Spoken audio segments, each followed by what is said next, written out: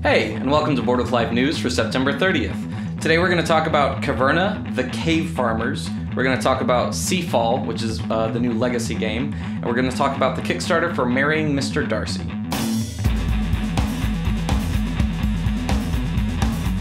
Hey, I'm Chris. Welcome to Board with Life News.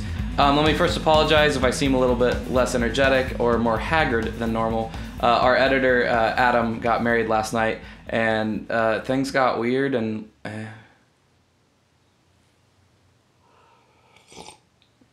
congratulations to Adam and Carissa on their marriage, and also our assistant director, Andrew.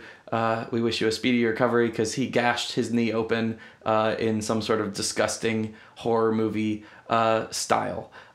And he may or may not have gotten whiskey poured on it to sanitize the wound. I keep forgetting to say this. We have a guild on Board Game Geek, and you can find it in the description below. So go join our guild on Board Game Geek. We've got forums. It's a great place for discussion and all that kind of stuff. All right, now let's get into the news. All right, first news this week is Caverna, the Cave Farmers.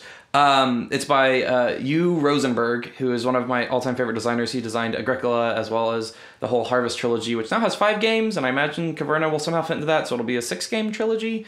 So I guess they count trilogies differently in Germany, but this is sort of a semi-sequel to Agricola. It's sort of a redesign. It's got some new elements. It's like him revisiting that, but it's a worker placement game at its core. It's taking the card decks out of Agricola and instead substituting buildings that you can build. You're going to be able to do things like purchase weapons and go out and raid, or I guess not raid, but whatever, to collect resources. And you're going to be able to like mine for rubies in the caves and all that kind of stuff. So I'm incredibly excited about this game. Agricola is such an incredibly good Euro game, and anything this guy designs is great, and him revisiting one of my easily top 3 games of all time, Agricola, is very exciting. Next up, we have Seafall, which is designed by Rob Daviau, who designed Risk Legacy, or I guess co-designed Risk Legacy, and this is his next Legacy game. Legacy games are a new idea that started with Risk Legacy in games where basically the board and the game itself changes as you play it. So it is going to become specific to your group, where you make a certain place more powerful, or you add a certain resource to a new place, or name countries and all this kind of stuff. So the more you play it, kind of the more your group builds the collective story of the game. And by the end of 10 or 15 plays, your board will not play the same as someone else's board. So that's one of the more exciting kind of ideas that's come out of board gaming in the past couple years, in my opinion. And I'm very excited to see him implementing it into a new game that's not connected to a pre-standing property. He's doing that with Seafall, and it's going to be released by Plaid Hat Games. They always have incredibly good components. We're big fans of the things they do. And it is a 4X game, which those are Explore, Expand, Exploit, and Exterminate. Almost got them all. And those are very popular kind of civilization games or whatever, like Eclipse or Twilight Imperium are really popular versions of that. And in this game, you're going to be kind of like seafarers, and you're going to be just exploring islands and discovering them and setting up trade and then going on raids, and there's going to be ship-to-ship combat.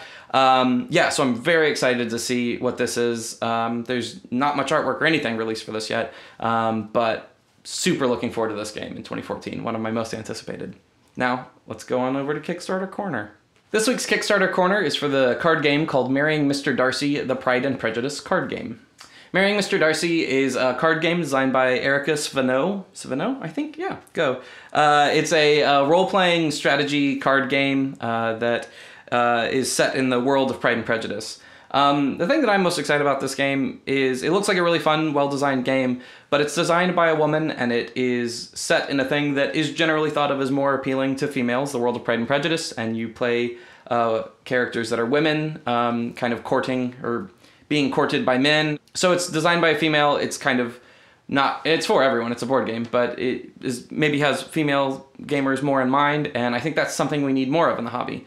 And I think that's pretty cool. So if that sounds interesting to you, it's 2 to 6 players. You can get it right now on Kickstarter for 30 bucks. We have the links in the description. So go do that. You guys clearly sounded like you wanted Donald and I to do a longer question and answer segment, so we're definitely going to do that. So ask more questions on the comments, Facebook, Twitter, our Board Game Geek Guild, any way you can get at us. We're going to be collecting them, so if we don't get to them this week or next week, that doesn't mean we aren't going to get to them eventually. But yeah, so definitely ask more questions. Marshall Parsons asked on Twitter, what made you guys want to start doing Board with Life? What did you do before? So before we were doing Board with Life, we were filmmakers. We were a group of friends. A lot of us went to college together. Some of us we met through filmmaking and stuff like that. Yeah, so we were a group of filmmakers, and we also played a lot of board games and loved board games.